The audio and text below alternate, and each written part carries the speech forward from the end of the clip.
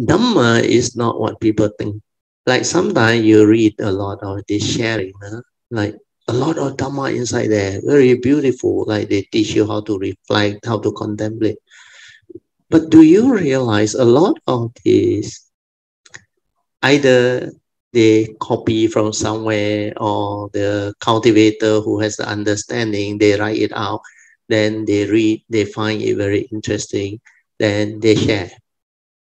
So to cultivator, like most of you all, you may think, oh, it's very beautiful. Well, a lot of the things are what you have gone through. But the thing that people don't realize is that one is encouraging people to use the thought. Understand or? The thought to like try to live that way, to reflect and contemplate and make you become like that. But the cultivation is not like that. The cultivation is the opposite. You have to develop the cultivation first before you can have the understanding. Then only you can reflect and contemplate and develop the ability to have that type of Dhamma inside you to live life. It's not using the thought. Using the thought, you are trapped. You cannot actually develop the progress. So what you need is the pariyati part initially, the learning or the teaching. You have to learn what constitutes evil or sick. Then you have to develop the mindfulness, the awareness, the stability of spiritual faculty. Then the four right for everything. Then you have to start to put it into practice, cultivate them. So all this cultivation needs mindfulness, stability of mindfulness. That's why when your mindfulness stabilizes, when your awareness nature stabilizes, then you can see. You are able to be aware. Then when you are able to be aware, you start to witness. You start to observe. Then you start to understand who you are, what you are, and how this sankhara get you into entanglement and all. So after you have seen that, then you have to determine firmly with faith, with the sada virya, then go all out to cultivate, to stabilize your understanding, and with mindfulness, do the four right effort. Then straighten your view. Then through the third way and the fourth way, silence your mind more and more. Not until that stability, the understanding come about. All these so-called Dhamma words, no meaning. You try to live like what is written there, but these are using thought. When you use thought, it's still a thought. So the thought is trying to behave the way that is mentioned. So all this, if you are not a cultivator, you cannot see. That's why people will say, wow, this is very good, this is very...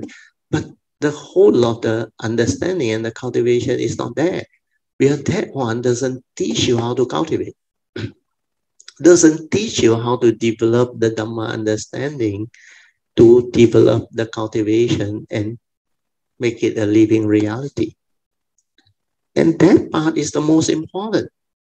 The understanding that leads to the cultivation, then the cultivation leads to the transformation.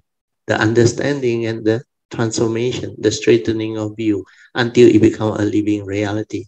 Until the yoniso manasikara is inside, that it will spontaneously arise when you confront life, when you go through life.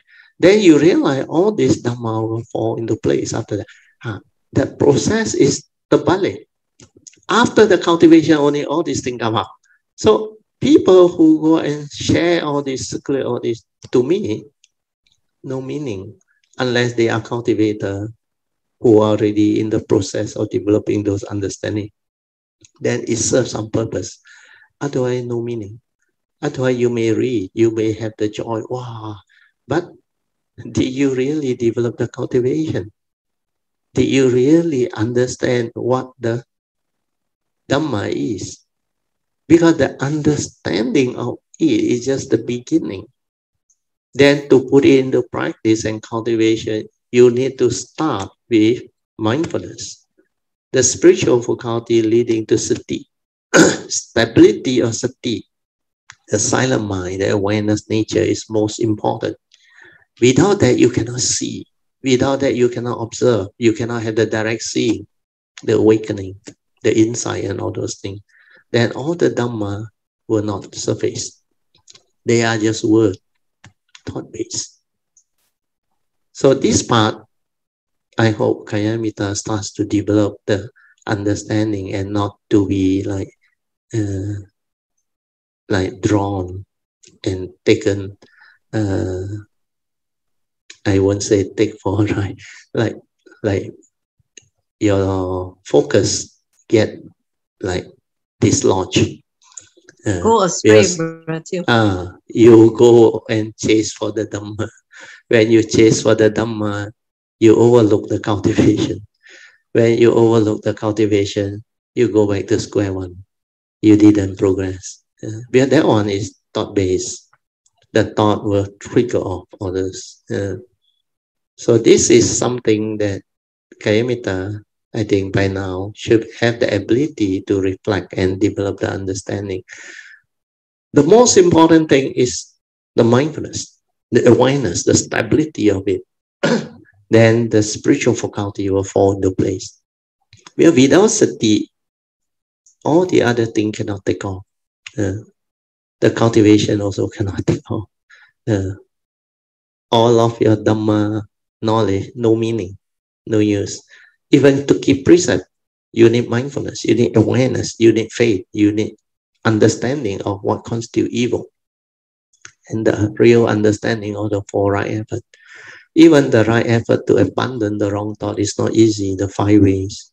You have to go through the 3rd way at least. Then after the 3rd way, you develop the wisdom through the 4th way. Then with these 2, you stabilize the understanding. Then you come to know clearly what all those mind states that arise within life means your fear, worry, anxiety, your selfishness, your greed, your anger, your hatred. All these are dependent originating mind state, not intrinsic. They are not you. See it, realize it, then trace the origination factor. How did fear arise? In fact, the Dhamma sharing that Sui sent out today, how to overcome habitual tendency. Listen to that one. That one is a cultivation. You can understand that one. That's why Pocheng rejoice. Pocheng put the real cultivation. That one is more important. Listen to that and develop the cultivation. Yeah, Brother Teoh, that was a very good talk, Brother Teoh. Yes, that talk was very good. Yeah, that was a very good talk. Yes. A lot of us do not put enough emphasis on mindfulness itself. Yes. It's actually the basis of Dhamma cultivation. After you have learned the Dhamma itself, the mindfulness itself will help us understand a lot of things. Yes, and see the real Dhamma, not the knowledge on. Because without the silent mind, there is no direct seeing. There is no real silent observation of what is the reality. Because the conditioning from the memory, the brain, the views, opinion, and conditioning keep on coming in to interfere. And that one is the mundane mind. That one is full of delusion, evil. That one is not with the Dhamma wisdom. So you cannot cultivate with thought. There's a thought-based cultivation will lead you nowhere, because you're supposed to realize the Dhamma which is beyond thought, beyond mind. You have to silence everything to develop the direct seeing, the awakening. Then all this will transform you. Otherwise, you cannot transform. You cannot change. If you don't see, you will not change. You will not wake up. Without mindfulness, all this, you cannot be aware at all. How it stir, how it condition you into the duality, you cannot see, you cannot understand. You still want to blame people and all those things. That's why only cultivator understand. Then they realize all this stirring and movement come from their own Sakaya Ditti, self-delusion. Without self-delusion, there is no movement at all. Thing is just the way it is, silent. The true mind stay there. But the egoic mind come in when there is delusion. The views, opinion, conditioning, that's why the analysis will start.